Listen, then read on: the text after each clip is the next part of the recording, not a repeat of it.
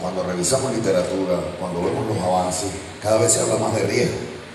Empezamos desde Framingham, 3 años después de la Segunda Guerra Mundial, que empieza en Boston, Massachusetts, a hablar del proyecto Framingham. Y a partir de ahí se han hecho score y tablas de riesgo, y la OMS hace una y todos hacemos otra. Incluso le vamos adicionando índice cintura cadera, carótido, score de calcio, y se suma. Pero nada, invitamos a un especialista hablando del tema. Adelante, doctor.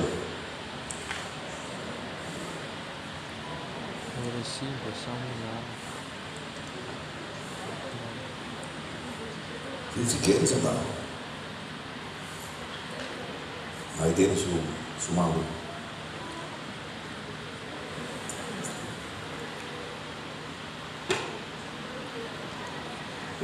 Muy buenas tardes con todos los presentes. Es un honor estar hoy día en este evento que reúne a grandes profesionales con vasta experiencia en el tema cardiovascular. El tema que me han invitado a mí para disertar acá es sobre riesgo cardiovascular y fragilidad en el adulto mayor con diabetes. Cuando nos referimos a esta temática, no sé si podrían colocar la presentación.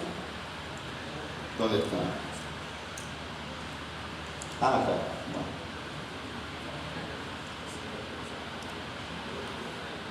Ya. Para mí no.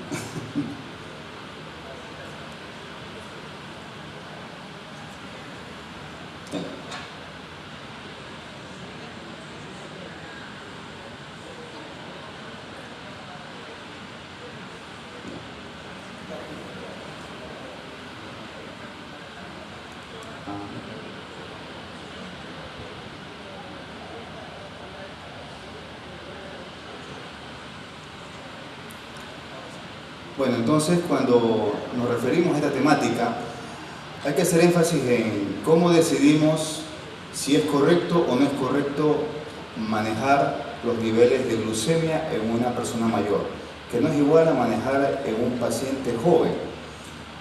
Sobre todo porque en los últimos años se ha ido descartando el concepto glucocéntrico que se tenía a la par de un paciente joven con un paciente mayor. El gran riesgo que existe de hacer hipoglicemia en el paciente adulto mayor es una de las principales complicaciones que a su vez constituye un factor de riesgo cardiovascular importantísimo, siendo la hipoglucemia mucho más contraproducente que la hiperglucemia. Entonces, bajo este contexto, tenemos un panorama general en el cual la pirámide, digamos, transicional, epidemiológica, ha ido cambiando, ha ido variando, ya que desde el año 2000 se tienen cifras de que las personas están envejeciendo cada vez más. Pero esto no significa que estén envejeciendo bien, porque dejamos de lado la calidad de vida. Y si bien a partir de los 60 años se va duplicando estos grupos etarios, estamos hablando que para el 2050, 1 de cada 5 personas va a ser mayor de 60 años. En este sentido, el 80% de las personas mayores va a vivir en países con ingresos bajos e ingresos medianos. Entre esos está Ecuador. Entonces, al ser Ecuador un país en plena transición demográfica, esto va a demostrar que del 7% de la población que se tenía para el 2010, para el 2050 va a llegar al 18% y probablemente al 20% de las personas mayores. Esto nos habla de que hay un campo de la gerontología clínica que debe abarcarse mucho más, pero no es solo el campo de la gerontología clínica general. Estamos hablando de la gerontología basada en especialidades que deben velar ¿por qué? Por la salud cardiovascular y la salud metabólica en esta población. Entonces, este envejecimiento demográfico que cada vez es mayor y que está dado por la inversión de la pirámide en las edades, se da ¿por qué? Porque ha disminuido la población de los niños y los jóvenes entre 0 a 14 años. Asimismo, también las enfermedades infecciosas se han reducido y han aumentado más bien las enfermedades crónicas.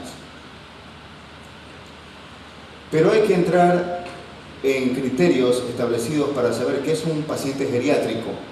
Y tenemos criterios, claro, el paciente geriátrico es aquel que tiene de 75 años o más, tiene pluripatología, presenta asimismo también enfermedades no informadas que se las conoce como comorbilidades. Y aquí tenemos dos clases, tenemos las patologías crónicas que están compensadas y las descompensadas.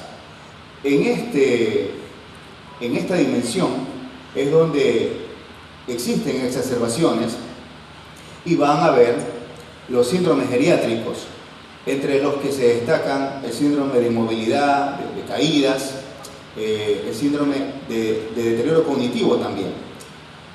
Asimismo, estas poblaciones tienen mayor tendencia a la incapacidad y mayor tendencia a la dependencia.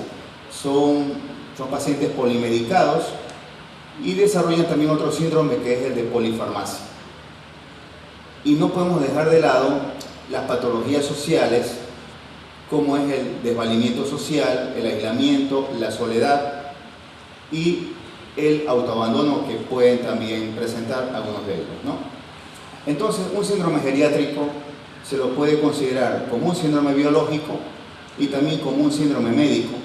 Por un lado, hablamos de la reducción de la reserva organofuncional, en donde va a haber una mayor resistencia a los estresores que están en el entorno, estresores que vienen por una connotación genética, por una connotación epigenética también, y esto va a hacer que se pierda este equilibrio o esta homeostasis y va a haber un inicio de un ciclo homeostenótico, en donde van a existir mayores eventos adversos que van a condenarlo a que sea más vulnerable y que se incremente más la dependencia.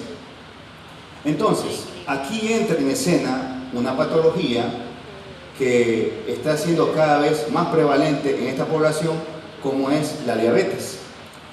Entonces, el progresivo envejecimiento de la población está ocasionando que se aumente también la fragilidad. Y la fragilidad como tal es un cuadro sindrómico en el que existe un sinnúmero de criterios que va más allá solamente de la reducción de la masa muscular. Estamos hablando que es un estado proinflamatorio, inflamatorio e inflamatorio persistente, en el cual hay un envejecimiento acelerado y que esto ocasiona que otros elementos u otras funciones metabólicas en el cuerpo también se vayan a alterar, como es la resistencia a la insulina. Pese a esto, también puede existir que estos pacientes de un cuadro prediabético desarrollen diabetes también, lo cual va también a incrementar el riesgo que exista fragilidad en edades más tempranas, antes de los 75 años de edad. Estamos hablando que el envejecimiento se determina a partir de los 30 años de edad genéticamente, y entre los 40 y 50 años comienza a haber este riesgo de una prefragilidad. Entonces, la fragilidad afecta hasta un 20% de adultos mayores con diabetes, sí. ¿Puede existir antes que el cuadro con diabetes? Sí, pero si hay diabetes se va a incrementar mucho más. Entonces, los pacientes con diabetes van a tener entre 2 a 4 veces más riesgo de enfermedad arterial coronaria, con lo cual van a existir alteración proinflamatoria a nivel de la placa ateromatosa. Es un desafío clínico, ya que a medida que crece el envejecimiento poblacional, también va a crecer el riesgo cardiometabólico y cardiorrenal metabólico en pacientes con riesgo de desarrollar esta patología. Entonces, tenemos que existe una relación bidireccional. La diabetes y la fragilidad tienen una conexión que se va a retroalimentar constantemente, y esto va a hacer que exista más tendencia a desarrollar fragilidad. Hay un factor tradicional, ya que la diabetes por sí misma es un factor de riesgo cardiovascular, uno de los más estudiados, pero sus complicaciones vasculares, a pesar que son bien conocidas, todavía sigue siendo objeto de más investigaciones. Dos elementos, el endotelio vascular y la microbiota. Sobre todo con la microbiota se está avanzando mucho más hacia afectaciones cognitivas que también se relacionan con la resistencia insulínica.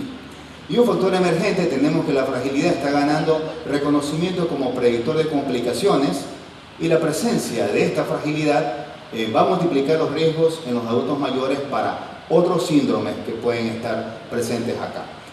En un estudio de los cuales estuve revisando para esta presentación, el estudio de Zhou y Huang, hecho en el año 2024, se encontró que los principales factores de riesgo para fragilidad en diabetes son edad avanzada, la hemoglobina glicosilada elevada y el sedentarismo. Esto fue un metaanálisis que se hizo, aproximadamente se hicieron en 4 países, en los cuales se encontró que estos factores son los más presentes como factores de riesgo, y también se han encontrado estudios hechos en Latinoamérica que también indican que estos son los factores más prevalentes, hacia donde debería apuntar la atención primaria en estos grupos. El ciclo homeostenótico, que empieza a partir de los 30 años, pero tiene su punto más cumbre entre los 60 y 70 años, empieza con una desnutrición crónica, pero puede ser una malnutrición por exceso, estamos hablando de obesidad, o puede ser por carencia, estamos hablando que puede ser por ayuno prolongado o por un ayuno asociado a una enfermedad, en el cual la desnutrición por sí misma, esta malnutrición, crea un estado proinflamatorio persistente, en donde el aumento de peso y la pérdida de peso va a crear ¿qué? Una alteración de la cascada de las citoquinas. Entonces, esto va a generar ¿qué? Menos gasto energético, menos actividad, menos velocidad en la marcha, va a haber menor fuerza, menos velocidad de oxígeno, menos energía, mayor cansancio, y esto va a generar pérdida muscular, con lo que se va a ocasionar fragilidad. Entonces, todo esto va a condicionar otro síndrome geriátrico a largo plazo, como es inestabilidad y caídas. Entonces, estamos hablando que esta población es altamente vulnerable, ya que por un lado está el envejecimiento fisiológico y por otro lado el envejecimiento patológico, ligado ¿a qué? A la declinación de la funcionalidad orgánica por comorbilidades asociadas. Entonces, todo esto altera el equilibrio homeostático, donde se reduce la reserva órgano-funcional, aumenta el riesgo de dependencia y por ende aumenta también el riesgo de que exista mayor fragilidad.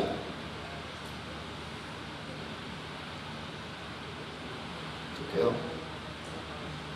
Ahí está. Bien, entonces estamos hablando que en la dimensión de este problema de la fragilidad relacionada con la diabetes, hay un 20% de prevalencia en los estudios revisados de que la fragilidad se presenta en adultos mayores de 65 años con diabetes tipo 2 específicamente. Esta prevalencia también se relaciona con un 41.7% de insuficiencia cardíaca en aquellos pacientes que son diabéticos, que tienen fragilidad para desarrollar esta patología. Y estamos hablando que en un 2 a 4 de probabilidades de mayor riesgo aumentado existe de prevalencia de que haya insuficiencia cardíaca, de que exista fragilidad en estos pacientes con diabetes también. Entonces, estamos hablando que el riesgo cardiovascular ya comienza a definirse. ¿Por qué? Por una alteración en el remodelado ventricular, que puede estar asociado a hipertensión arterial a largo plazo, o puede existir hipolicemias o hiperglucemias mantenidas, y estos productos de la glucoxidación pueden generar cuadros de alteraciones de ritmo cardíaco, que a la larga van a ocasionar ¿qué? Insuficiencia cardíaca. Entonces, ¿qué particularidades se deben tener presente en el adulto mayor con diabetes? El control glucémico es cada vez más desafiante porque hay una variabilidad glucémica. Cuando nosotros tratamos al adulto mayor, a veces va a tener sus cifras en en valores estándar, puede tener picos de hipoglicemia, hiperglucemia. Entonces, a veces estas restricciones van de la mano con un buen tratamiento, pero las metas deben ser individualizadas. En la actualidad hay medicamentos que existen en el mercado que son, digamos, cada vez menos hipoglicemiantes, pero que tienen otros efectos secundarios. Por un lado tenemos las infecciones urinarias, que se dan mucho por la acidificación, por esta disminución del pH urinario, porque va a alcalinizarse más bien, pero es menos frecuente. Pero aún así existen también otros riesgos, como pueden haber acidosis, pero son constantes, digamos, complicaciones que podrían darse, pero va a ser menor a riesgo de hipoglicemia comparado con los medicamentos tradicionales, como fármacos que se daban hace algunos años atrás. Entonces, los episodios hipoglicémicos, a pesar que se está usando medicamentos que cada vez ocasionan menos hipoglicemia y que son más nefroprotectores y más cardioprotectores, aún se siguen dando. ¿Pero por qué? Según los estudios revisados, muchos episodios de hipoglicemia se dan por trastornos cognitivos en los pacientes mayores, porque toman su medicación de manera equivocada, y sobre todo algunos que usan insulina se confunden con las dosis, y también hay problemas con los cuidadores. La polifarmacia también, hay muchas interacciones entre un fármaco y otro, entonces no hay una valoración adecuada con los criterios farmacológicos. Hablamos de los criterios de Stop Start, criterios de Beers, que son los criterios adecuados para poder prescribir fármacos, ¿no? Hay una fisiopatología compartida entre la fragilidad y la diabetes en los adultos mayores. Por un lado está la resistencia insulínica, que es común en ambas condiciones, está el daño muscular, que se ve en ambos cuadros, está la inflamación crónica, y tenemos también la alteración hormonal. Sobre todo este último, porque va a haber aumento de las citoquinas y las proteínas inflamatorias circundantes también. ¿Qué impacto cardiovascular tiene la diabetes en el adulto mayor que tiene fragilidad? En primer lugar, la enfermedad coronaria por mayor vulnerabilidad y alteración del endotelio vascular. Insuficiencia cardíaca en segundo lugar. Puede haber parada cardíaca y enfermedad vascular persistente. Esto de acuerdo a la revisión de estudios sistemáticos desde el 2020 hasta el 2024, de lo que se estuvo revisando. Entonces, la fragilidad como factor de riesgo cardiovascular, podemos utilizar los criterios para evaluar fragilidad, y de acuerdo a esto es un predictor independiente para poder ver a tiempo, ¿no?, si la diabetes ligada a esta fragilidad puede causar una alteración cardiovascular de las que habíamos mencionado anteriormente. Hay mayor mortalidad, ya que el impacto es especialmente significativo en los que tienen más de 65 años. Hay alteraciones en la tensión arterial, ya que muchos de estos pacientes comienzan a tener picos de hipotensión arterial, y algunos pueden tener síncope, que está asociado a la medicación que toman por interacciones, o también porque comienzan a desarrollar un cuadro de insuficiencia cardíaca con alteraciones sobre todo en la retención de los líquidos, ¿no? Y las alteraciones lipídicas que se asocian como efectos secundarios de algunos otros fármacos que pueden estar también asociados, ¿no? ¿Qué comorbilidades pueden impactar en este grupo? Tenemos la hipertensión arterial, la enfermedad renal, la multimorbilidad que habíamos ya mencionado, y los síndromes geriátricos también, que tenemos que estarlos evaluando constantemente. Yo, como geriatra, siempre estoy evaluando estos casos, y en el campo de la diabetes tenemos que nosotros mantener no un criterio glucocéntrico, sino tenemos que basarnos en las metas terapéuticas de cada paciente que vemos, y sobre todo evitar la dependencia. De manera general, esos son los criterios operativos para que nosotros evaluemos la fragilidad, y sobre todo debemos descartar deterioro cognitivo y que el adulto mayor mantenga sus actividades básicas en la vida diaria y sus actividades cotidianas, ¿no? ¿Qué instrumentos? Está desde el fenotipo FRED, tenemos el índice de fragilidad, tenemos cuestionarios y la escala de riesgo de fragilidad. son escalas que las podemos manejar de forma ambulatoria y también en sala, ¿no? Para poder registrar y evidenciar. La BGI es el instrumento esencial en geriatría y gerontología, en donde nosotros vamos a evaluar al adulto mayor desde la dimensión cognitiva, la dimensión funcional, la dimensión nutricional, la dimensión terapéutica, y también no debemos dejar de lado la espiritualidad y las creencias que las personas también tienen, porque eso está ligado al manejo emocional. Hay una relación altísima entre el manejo de la tensión arterial y la glucosa con las emociones. Hay un componente psicológico fortísimo en las enfermedades crónicas, y eso, en esta concepción del ser humano como una unidad biopsicosocial y espiritual, debemos tenerla presente. Para ir cerrando, ¿hay que evaluar cardiovascularmente al paciente frágil? Sí, hay que adaptar los protocolos, las guías se están actualizando, y hay que también tomar en cuenta la fragilidad como un predictor de mayores complicaciones. Hay que también tener presente que las pruebas de esfuerzo no se pueden aplicar en todas las poblaciones, sobre todo en los adultos mayores. Por eso es que tomar en cuenta los criterios de la fragilidad nos podrían ayudar en estas poblaciones que no se pueden adaptar en sí mismos estas pruebas.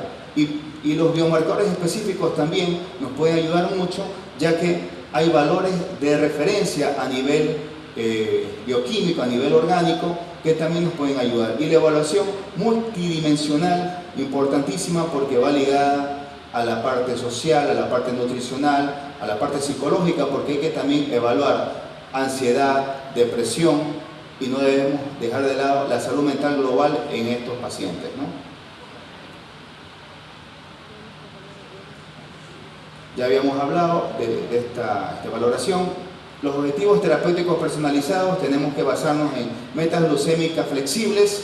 No debemos buscar una hemoglobina glicosilada menor a 7, debemos estar entre 7 y 8, porque si tenemos más de esto vamos a ocasionar hipoglicemias en estas poblaciones. El control de la tensión arterial debe estar entre 140 y debe llegar entre 70 y 90, pero igual hay que tener parámetros específicos, ya que estas poblaciones tienden a hacer hipotensión ortostática y a hacer síncope.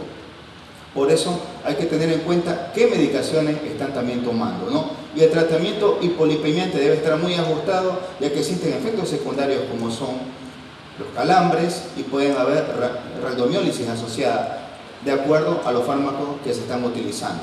El cipofibrato es una de las opciones más acorde en los pacientes diabéticos a largo plazo que tienen riesgo de fragilidad.